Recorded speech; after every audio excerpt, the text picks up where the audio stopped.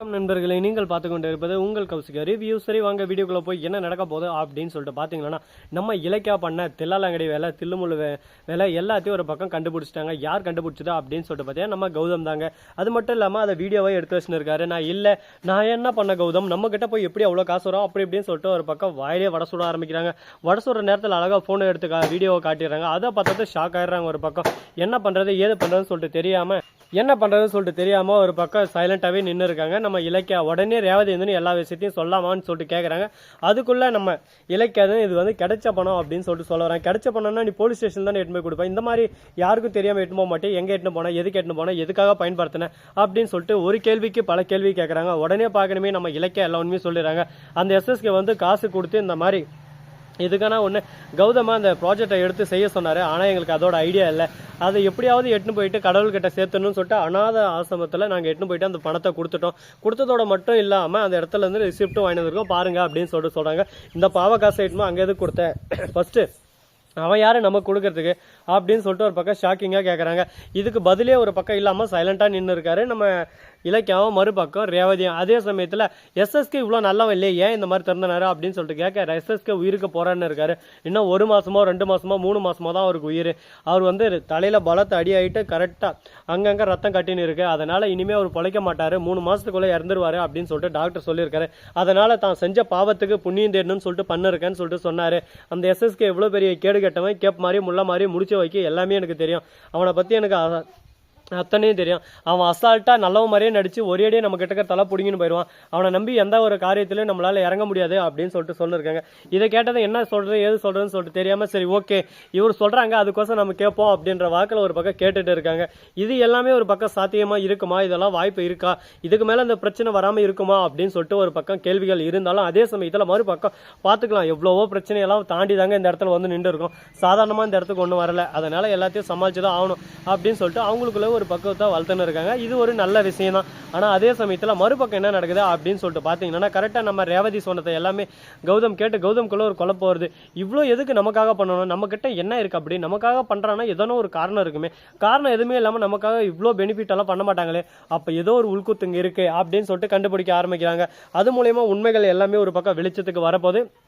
நம்ம கௌதம் தான் எஸ்எஸ்கேவோட மகன். எஸ்எஸ்கேவோட மகன் யாரு அப்படின்னு சொல்லிட்டு பார்த்தா நம்ம கௌதம் அப்படின்ற விஷயம் எல்லாம் தெரிய வரப்போகுது. அதே சமயத்தில் ரேவதி இந்த விஷயத்தை எஸ்எஸ்கே கிட்ட சொல்ல போறாங்களா சொல்ல மாட்டாங்களான்னு சொல்லிட்டு அது ஒரு பக்கம் கேள்விகள் ஒரு பக்கம் ஓடிக்கிட்டே தான் இருக்கு. இல்லை எஸ்எஸ்கேவே கண்டுபிடிச்சிருவாரா, எஸ்எஸ்கே கண்டுபிடிச்சா எஸ்எஸ்கே சும்மா இருக்க மாட்டாரு, தனக்கு பிரச்சனை வரும்னு சொல்லிட்டு தெரியும். அதுக்கு முன்னாடி கௌதம் கிட்ட சொல்லி கௌதமா ஒரே அடியா அடிச்சு ஓரமா உட்கார வைக்கணும்னு சொல்லிட்டு தான் நினைப்பாரு. அவரோட திங்கிங் எல்லாமே எப்படியாவது இவங்களை சந்தோஷமா இருக்கக்கூடாது, நாம மட்டும்தான் சந்தோஷமா இருக்கணும், நம்ம சந்தோஷத்துக்கு எடுத்துட்டு மற்றவங்க யாரும் சந்தோஷமா வாழக்கூடாது அப்படின்னு சொல்லிட்டு நினைக்கிற கேரக்டர். இவர்கிட்ட போய் நம்ம போட்டி போட்டு ஜெயிக்க முடியுமா அப்படின்னு சொல்லிட்டு பார்த்தா கண்டிப்பா ஜெயிக்க முடியாது. அதுக்கு நம்ம குறுக்கு வழியை தான் பயன்படுத்திக்கணும் அப்படின்னு சொல்லிட்டு தாட்சாயணி கிட்ட எல்லா விஷயத்தையும் சொன்னா தாட்சாயணி கவனிச்சுப்பால அப்படின்னு சொல்லிட்டு ஒரு பக்கம் யோசிக்க தோணுதில்ல. அப்படியெல்லாம் ஒரு பக்கம் யோசிச்சாலும் அதே சமயத்தில் இதெல்லாமே ஒரு பக்கம் இரட்டை பிணைவாவே போயின்னு இருக்குங்க. இதெல்லாம் எங்க போய் முடிய போகுது எதில் போய் முடிய போகுதுன்னு சொல்லிட்டு தெரியலங்க. சரி இந்த மாதிரி எல்லாம் ஒரு பக்கம் போயின்னு இருக்க கார்த்தி கொல்ல வெறியில இருக்கான். ஒரு பக்கம் அந்த கௌதம் ஒன்னுத்துக்கும் இல்லாதவன் என்னவே ஒரு பக்கம் அசிங்கப்படுத்தி அவமானப்படுத்தி கையெழுத்து போட்டு தராம வீட்டை விட்டு துரத்தி அடிச்சிட்டால, அவனை நான் சும்மா விட மாட்டேன், பழிக்கு பழி வாங்குவேன், கண்டிப்பா பழிக்கு பழி வாங்குவேன் அப்படின்னு சொல்லிட்டு ஒரு பக்கம் மனசுக்குள்ள அவர் ஒரு பக்கம் குறிக்கோள் எடுத்துன்னு இருக்காரு.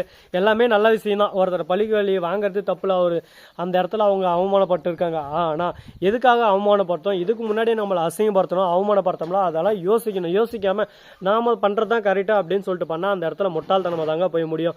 அதனால யோசிச்சு சிந்திச்சு செயல்பட்டா வாழ்க்கையில வெற்றின்றது சாதாரணமாக நமக்கு கூடவே வந்துகிட்டே இருக்கும். யோசிக்காம எந்த ஒரு விஷயத்தையும் செஞ்சிடலாம் அப்படின்னு சொல்லிட்டு செஞ்சிருந்தா வாழ்க்கையில லாஸ்ட் வரையும் வெற்றின்றதே கூட வராது அப்படின்ற விஷயம் உங்களுக்கு நல்லாவே புரிஞ்சிருந்தாலும் புரியாத மாதிரி ஒரு பக்கம் நடிச்சிட்டு இருக்காங்க. இதெல்லாம் எங்க போய் முடிய போகுதுன்னு சொல்லிட்டு தெரியலங்க.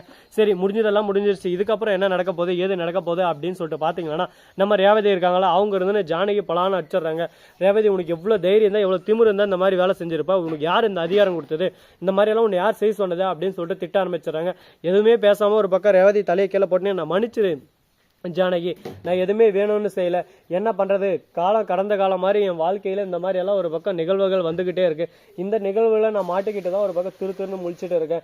நான் எல்லாமே நான் வேணும்னு நான் செஞ்சுட்டு இருக்கேன், சொல்லு பார்க்கலாம் அப்படின்னு சொல்லிட்டு ஒரு பக்கம் இவங்க பக்கம் இருக்கிற நியாயத்தை ஒரு பக்கம் பாசிட்டிவா சொல்லிருக்காங்க. அது எதுவுமே நம்ம ஜானகி ஏற்றுக்கலைங்க, உன்னை இதுக்கு மேலே அந்த வீட்டில் விட்டா நீயே லாஸ்ட்டில் மாட்ட வச்சிருவ போல, அந்த வீட்டை விட்டு கிளம்பு அப்படின்ற மாதிரி சொல்ல வராங்க.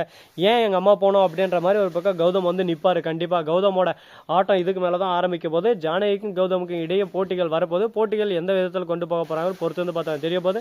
இந்த வீடியோ பிடிச்சிருந்தா லைக் பண்ணுங்கள், கமெண்ட் பண்ணுங்கள், ஷேர் பண்ணுங்கள், டிண்டிங் மேலே தட்டி விட்டு போங்க. அப்போ தான் நான் போகிறோம் அடுத்த வீடியோ உங்களுக்கு உடனுக்குடன் நோட்டிஃபிகேஷனில் வந்து கொண்டே இருக்கும். மிக்க நன்றி, தேங்க்ஸ் ஃபார் வாட்சிங், டாடா, see you, நன்றி, வணக்கம். அந்த நம்பருக்கு தருக 2 அதில்